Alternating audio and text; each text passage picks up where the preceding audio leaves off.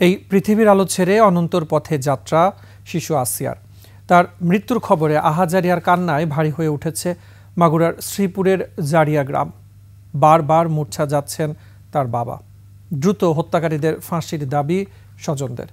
প্রতিনিধি মাসুম বিল্লার তথ্য ছবিতে ডেস্ক রিপোর্ট। পরিবারের কাছে আর ফেরা হলো না ছোট্ট শিশু আসিয়ার। মেয়ের মৃত্যুর খবর জানার পর মানসিকভাবে অসুস্থ হয়ে পড়েছেন শিশুটির বাবা, আর শোকে মূর্ছা যাচ্ছেন ছোট বোন সহ পরিবারের অন্য সদস্যরা।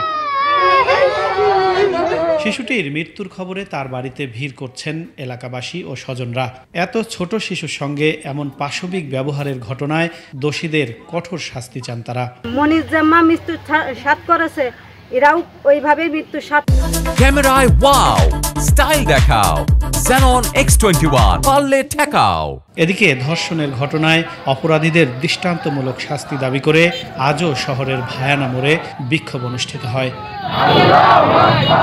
Firoz Hossain, desk report, 21 television.